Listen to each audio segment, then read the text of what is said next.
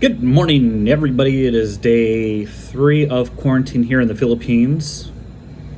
It is Friday morning at about 10 a.m.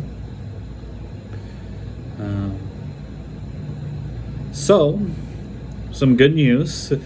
This just happened to come in. I've been reading the news and watching the news, and when you're in quarantine, you're bored. So, what else to do besides watch the news? And read the news.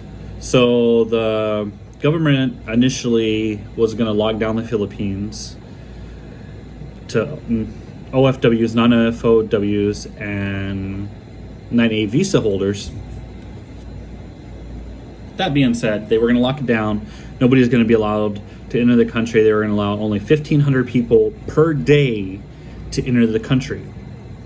They just came out on the news saying that is no longer in effect, that people are allowed to enter the country. I think what happened was a lot of people called and complained, and there was probably threats made. I don't know.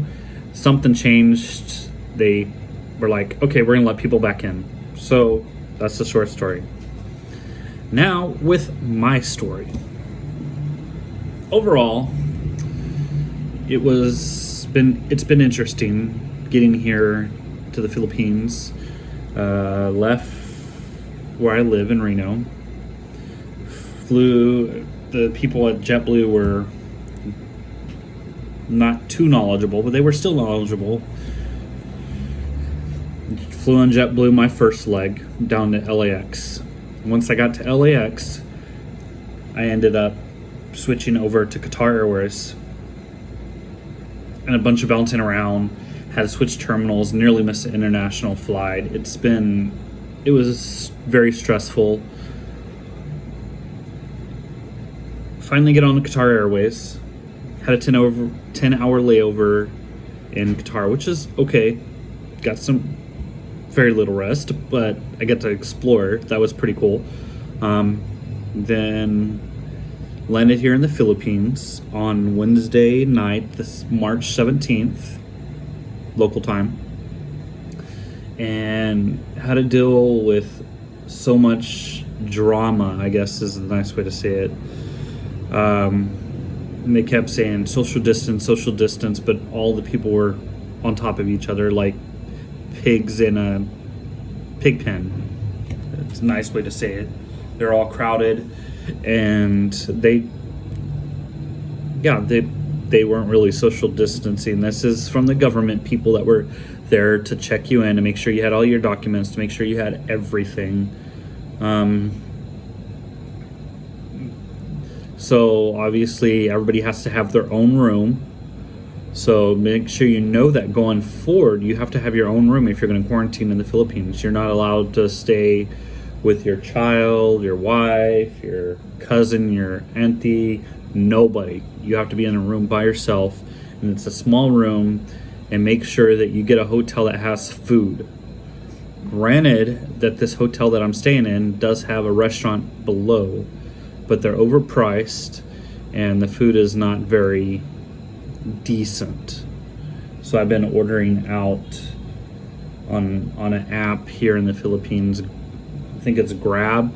I think that's the name of the app. It is what it is. No complaints on that, because I ordered a lot of food from Jollibee, which is famous here in the Philippines. So that way I could be able to eat. So that's that so far.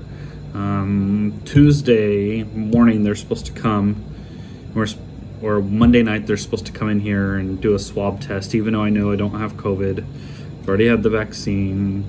They're just trying to make money. That's how the Philippines are here.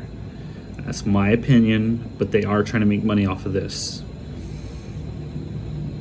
So with that being said, they're coming to do the swab test, which is 4,000 pesos, it's like almost $85 USD. Coming to do the swab test on Monday. Get to go home on Tuesday. So looking forward to that. I'm gonna have fun here in the Philippines as much as I can. I want to go to the beaches. I want to do something fun. So hopefully stay tuned, like, subscribe, do all that stuff here on YouTube, Facebook, whatever it is that I'm posting this to, Instagram. I don't know where I'm going to post this video. Who knows? But like and subscribe, comment below if you have any concerns or anything you'd like to know, and I'll try to keep you updated on what's going on here from American standpoint coming to the Philippines.